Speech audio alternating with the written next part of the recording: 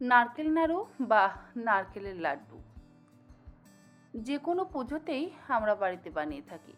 তবে লাড্ডু অবশ্য আমরা বলি না, আমরা এটাকে বলি নারকেলের নাড়ু। নমস্কার বন্ধুরা, তন্হির পাকশালাতে সবাইকে স্বাগত। আজ শেয়ার করব নারকেল নাড়ু রেসিপি। প্রথমেই কড়াইতে নিয়ে নিলাম কুড়িয়ে নেওয়া নারকেল। এর মধ্যে দিয়ে দিলাম 1 কাপ পরিমাণে চিনি। নারকেল কোড়া রয়েছে এখানে 2.5 কাপ, তার সাথে চিনি দিলাম 1 কাপ। চিনি আর নারকেল কোড়াটাকে খুব ভালো করে একসাথে মেখে নিচ্ছি। প্রথমেই কড়াই গ্যাসে বসাবার প্রয়োজন নেই। প্রথমে নারকেল আর চিনিটাকে একসাথে হাত দিয়ে ভালো করে মাখতে হবে। এইভাবে যদি মাখা হয় তাহলে চিনি গলে গিয়ে নারকেলের সাথে সুন্দরভাবে মিশে যায়। তাতে কি হয়, পাক দিতে খুব একটা সময় লাগে না। তা না হলে চিনি গলতে বেশ সময় লাগে আর পাক আসতে আরও বেশি সময় লাগে।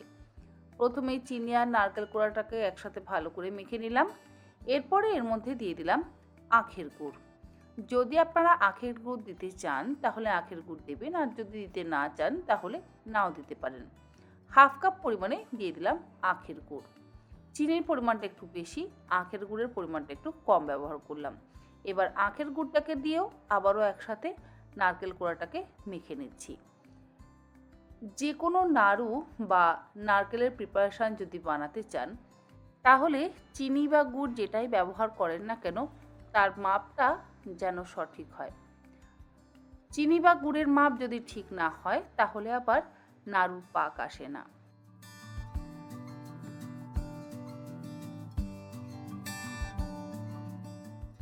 চিনি আর গুড় একসাথে মিশিয়ে নেওয়ার পর এবারে গ্যাসের ফ্লেমটাকে হাইতে করে দিয়ে পাক দিয়ে দিতে হবে। প্রথমে হাই ফ্লেমে 2 মিনিট পাক দিয়ে নেবেন, তারপরে গ্যাসের ফ্লেমটাকে মিডিয়ামে করে দিয়ে 7 থেকে 8 মিনিট সময় ধরে খুব ভালো করে ক্রমাগত নাড়াচাড়া করে আমাদের নাড়ুর জন্য নারকেলটাকে পাক দিয়ে নিতে হবে।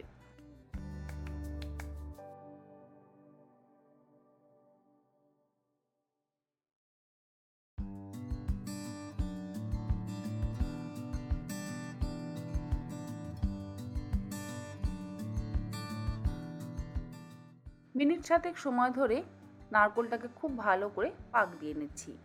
নারকেলটা পাক দিয়ে নেওয়া হয়ে যাওয়ার পর এর মধ্যে দিয়ে দিলাম 1/2 কাপ পরিমাণে দুধ। লিকুইড দুধ আপনারা চাইলে দিতেও পারেন, আবার চাইলে নাও দিতে পারেন। দুধটা দেওয়ার পর আবারও গ্যাসের ফ্লেমটাকে মিডিয়ামে করে দিয়ে ভালো করে পাক দিয়ে নেব। তবে এখনও নাড়ু বানাবার জন্য কিন্তু নারকেলের পাক আসেনি, আরও মিনিট 10 সময় লাগবে ঠিক মতন পাক আসতে।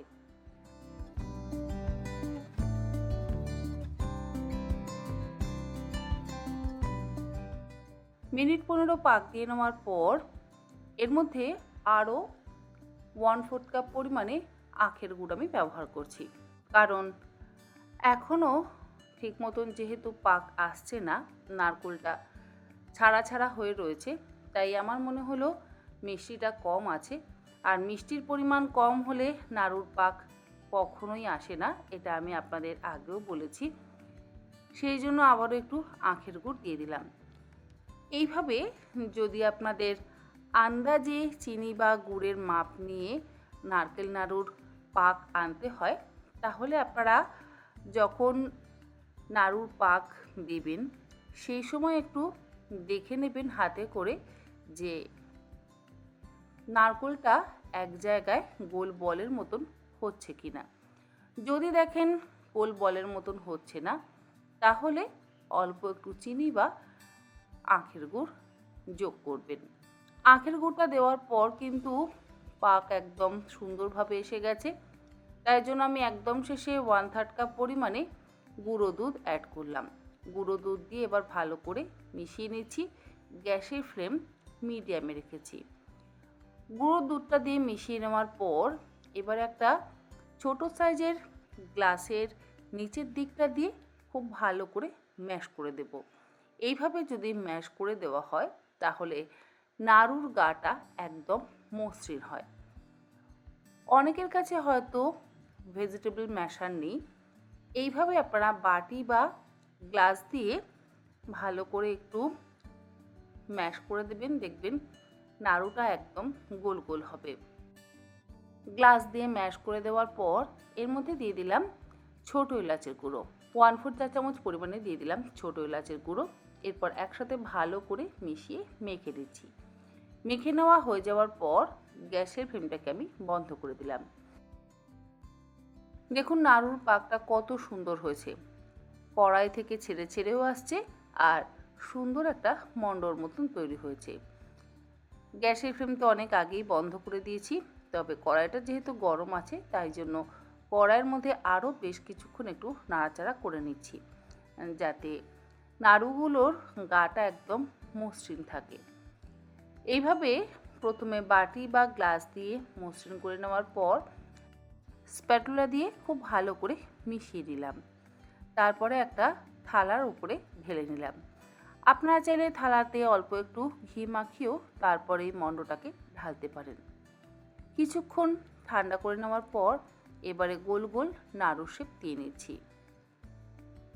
আপনারা চাইলে এইভাবে গোল গোল নাড়ুও বানাতে পারেন, আবার চ্যাপটা করে তক্তির মতন শেপও দিতে পারেন, আবার চাইলে আপনারা মোদকের শেপও কিন্তু অবশ্যই দিতে পারেন।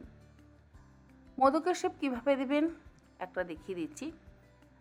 এখানে আমি একটা প্লাস্টিকের মোদকের শেপ ব্যবহার করেছি।